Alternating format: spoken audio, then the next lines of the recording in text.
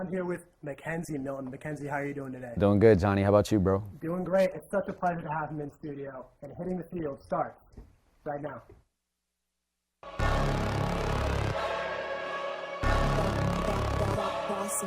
Things gon' change when I really hit the field. Undefeated champs, man, you know what's the deal. Tryna find a kid, I'm in the field doing drills. Boy, you just a sucker, you ain't never keep it real. 3 rings in my hand, I'm a warrior to the max. When I hang it up, they gon' have to give me plaques. Step up in the building and I only bring the facts. When I make a highlight, they gon' replay, run it back. Okay, always locked in, now I don't got time to lax. Saying he the best, he could take a lap. Batted 1,000 when you check the stats. Boy, is you ready? You ain't gotta ask.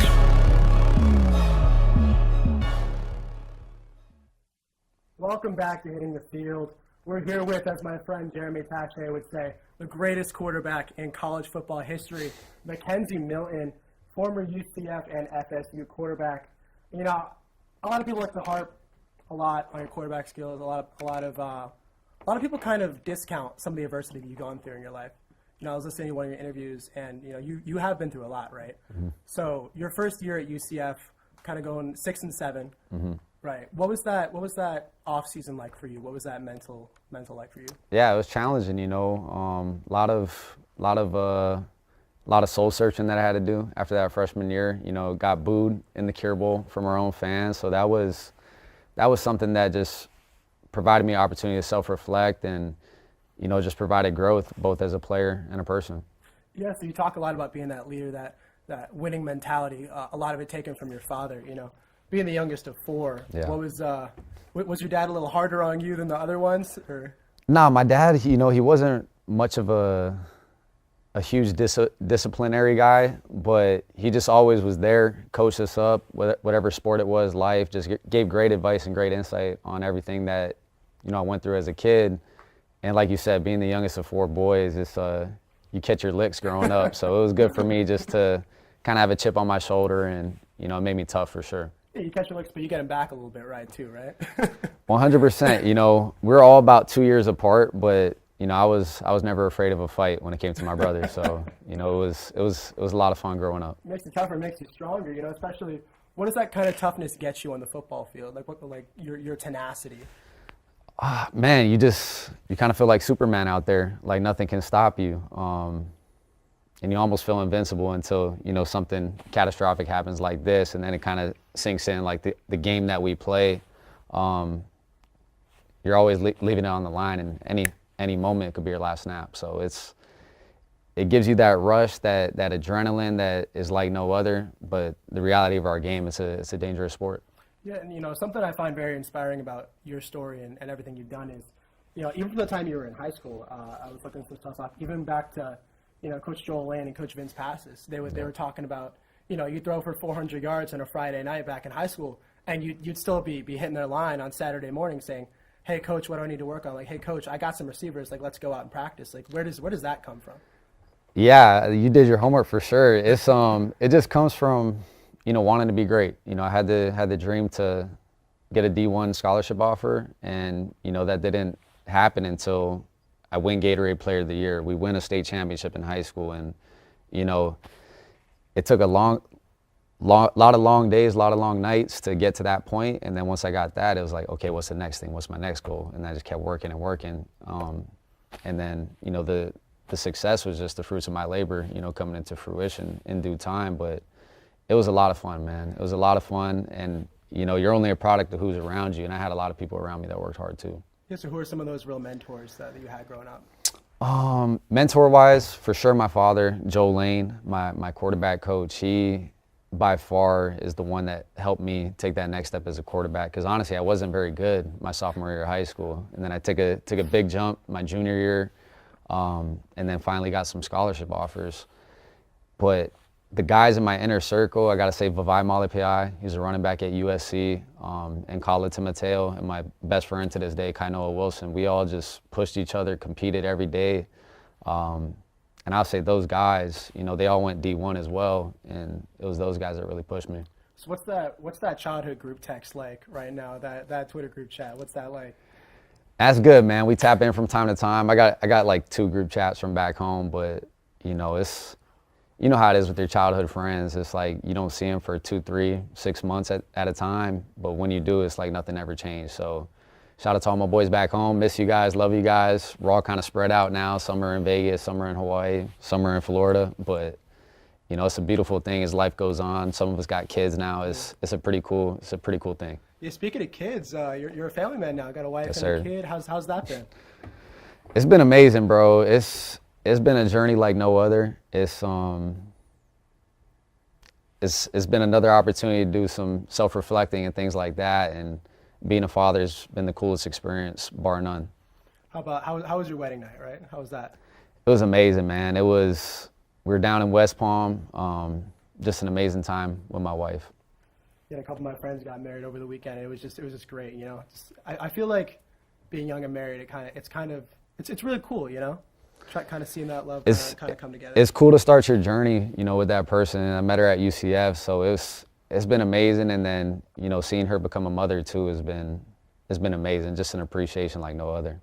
So my brother just had a kid too, and he talks to me a lot about just the kind of, you know, the kind of hamster running around in the head.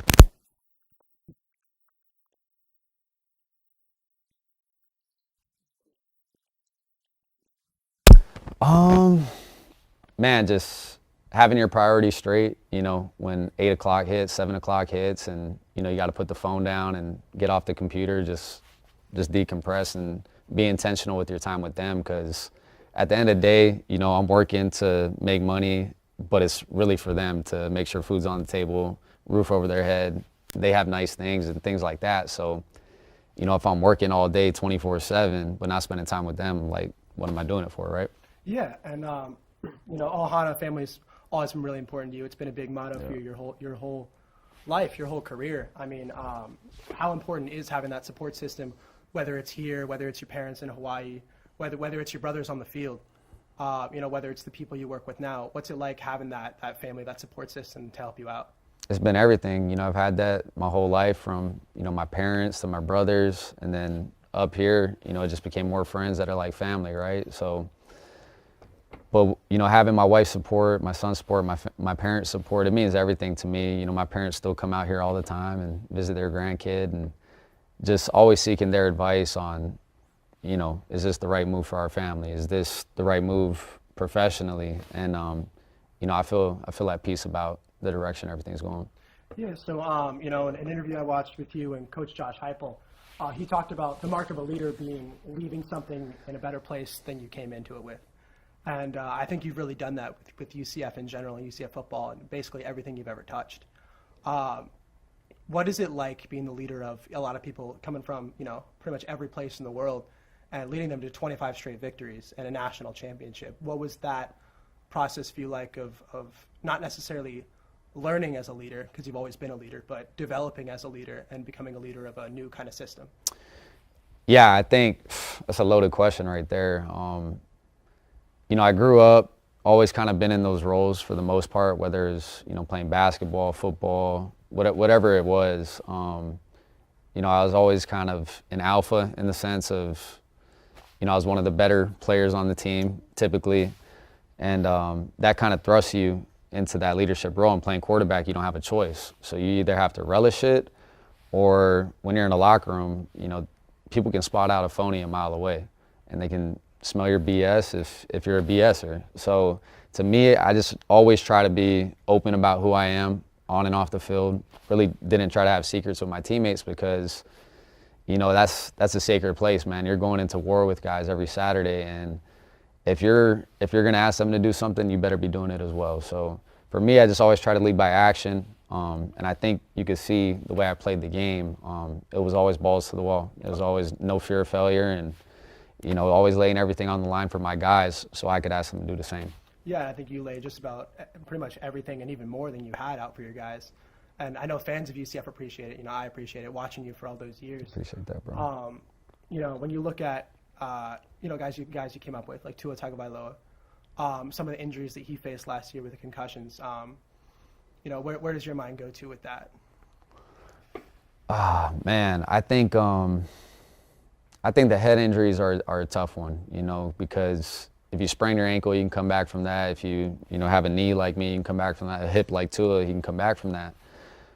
But your brain is always your greatest asset in whatever endeavor you have in life. And if that's not sound, that's a scary thing. So for me, seeing him get 3 concussions in 1 year, that's scary. I think, he'll have to have some conversations with, his loved ones and the Dolphins just so that, he's right for when and if he steps back out there. But to me, the head injuries, the neck injuries, that's pretty scary stuff. Yeah, so, something, you transferring to FSU, right? You making it very clear that you thought it was DG's team. Did you have conversations with him prior to that about where your headspace was at and kind of letting him know that you're passing the torch there a little bit? Yeah, absolutely. I had, multiple conversations with DG, the coaching staff, leading up to that decision. And, it was just time, right? He was one of the top QBs in the country, and, it was his team at the time. So, kind of saw the writing on the wall, and, I had to make an exit. Yeah, and, coming back in that game against Notre Dame, that first time back after 2+ years, walking out in the field, kind of relishing that moment a little bit, looking out at the crowd, Yeah, it was a special moment, but it's one thing to embrace it when you first step out, but then you have to get in the zone and be ready to perform because it's all on the line, right? But I think what helped prepare me for that moment is, once I transferred, I knew that was the first game, and that's what I set my mind on every day. I'm like, okay, we're working towards this. But really, the whole 2.5 years, I was working to get back on the field. So when I was there, I was ready. Yeah, and do you think that work ethic, even from when you were, 15, 16, that work ethic never really changed? It honestly even got stronger for you. So, what was it like kind of making sure that you're taking it day by day, making sure that you're doing everything possible to rehab and come back an even stronger player than you were before? Yeah, success isn't built overnight. It's years and years, hours and hours, seconds on seconds, minutes on minutes. And, that was, up to that point until I retired, football was my life's work. So it was everything I invested in. And, from the minute I got hurt, I was set on getting back on the field and playing at a high level. And, I take a lot of pride in getting back. Didn't necessarily go the way I envisioned, but life never really does. Yeah, you kind of dipped your toe into a lot of avenues now. You're a businessman, entrepreneur, running a couple NIL firms, running quarterback camps as well, broadcasting a little bit too with Mark Daniels. You talked a lot about not wanting to overcommit yourself to one lane. How important is it? Do you kind of it's your 20s? You got to figuring life out. We all are. I certainly am. What's it like kind of figuring out all these paths and where they might lead you? Yeah, I think the biggest thing for me right now, just in terms of professional endeavors, is being able to beat to my own drum. Like I said, football has been my life's work from the time I was in kindergarten up until, I'm 25 years old now. This is my first time getting out of my sandbox, learning about business, running my own companies and things of that nature. And I've learned more in the past year and a half than I did getting 3 degrees in school. Just being in these avenues and getting exposed to these people, right? So for me, it's provided just a whole new world to get exposure to, but it's all kind of synergized around what I love, and that's football, and that's sports, and that's people. So Mission Control, it's a fan engagement program that we put on here at UCF, a collective in the NIL space, but I hate saying collective because it's kind of got a bad stigma around it, and the whole NIL acronym's got a bad stigma around it too. So we try to make it clean, we try to make it fun, engage the fans with the athletes in the community, and we do that crowdsource and partner with particular corporate sponsors. But the most fun I have in everything I do right now is running my QB camps with the kids around the city. That's still my itch, man. I love football. Yeah, that stuff's amazing. But and I saw you guys sign Taylor Hendricks and Jada Cody. Yep. Softball's got their season opener tonight. What's it like, kind of running Mission Control? Like, what's that? People call it collective. You said it has kind of like a tainted feel to it. What is Mission Control? Like, what do you guys do? So what we do is we put on live and virtual events. We're looking to partner with Hitting the Field, so this is our first little go around. But what we do, like I said, we put on live virtual events. We hire our UCF athletes and we engage them with the community, and we compensate them via crowdsourcing, starting from $10 to $200 a month. And with these signups, these fans get givebacks and things of that nature, giveaways. Right now, we got a giveaway for Mercury signups where it's 6 Gus Malzahn helmets being given away, right? So things of that nature, just to tie back these athletes to the community, because I feel like we've been missing that since really, 2020 when COVID happened, right? So this Friday we got Taylor Hendricks and a couple other basketball players coming out to Burger U from 6 to 8 p.m. They'll be doing an autograph signing, and we'll be compensating them for their time, right? So it's things like that, having these athletes do deliverables to, earn their money, but also doing things that they love, engaging with their fans, engaging with the community and things of that nature. So that's what we're doing. We're excited about it. It takes everybody, so we'd love to get all arms on board to make this the best collective in the country. Yeah, and you may not have been able to directly benefit from something like mission control as a player, but what is it like for you? Because it's very important to you. You put in a lot of work to it. What's it like to make sure that that next generation is better off than maybe you were as a player? Yeah, it's important to me just because I was on the forefront of NIL. We started a company called Dreamfield Sports July 1st of 2021, and that was something for us where it provided opportunity to everybody in the country. But this is centered around my alma mater, UCF, and we're going into the Big 12. So I really don't think there's necessarily a better person to help spearhead this thing. One, because I know the space, and two, we're going to do right on behalf of the athletes.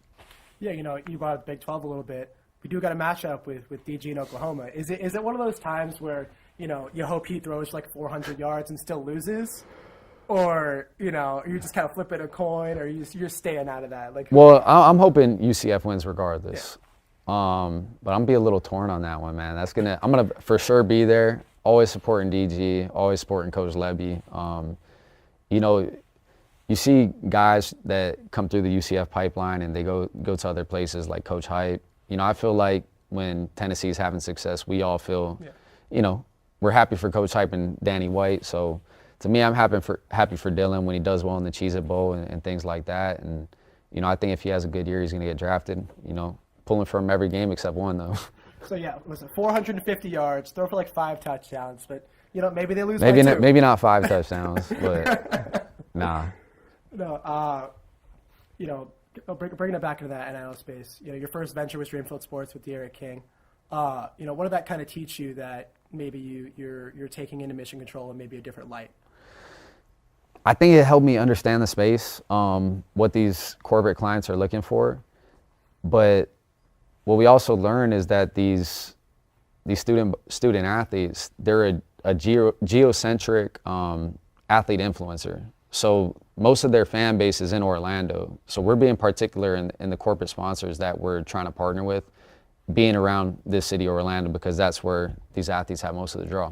So that's the biggest thing that I've took. And then just, like I said, getting exposed to business, learning the tricks of the trade and things of that nature. It's been a lot of fun.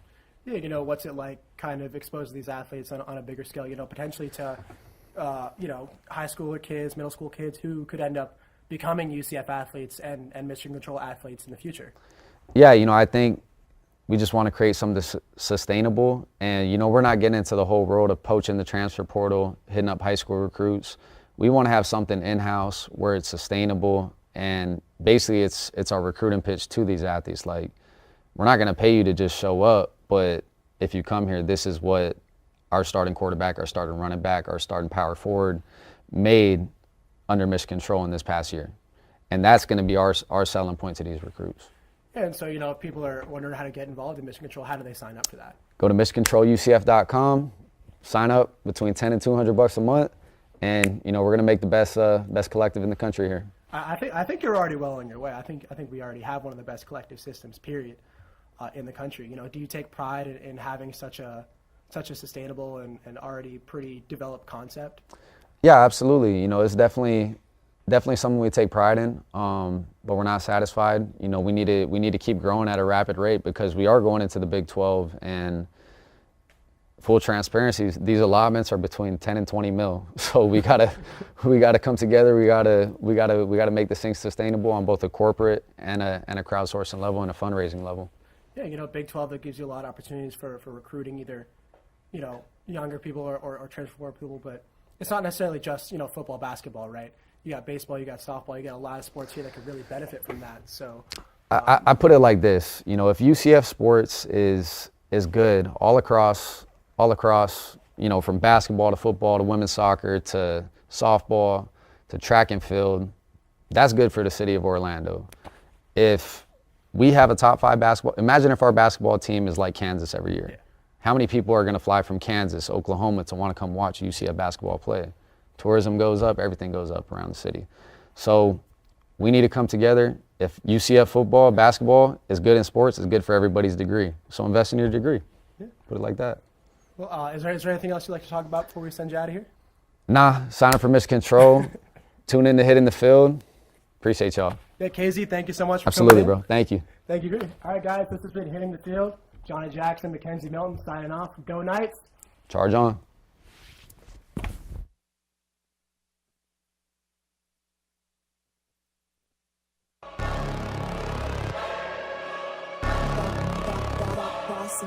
Things gon' change when I really hit the field.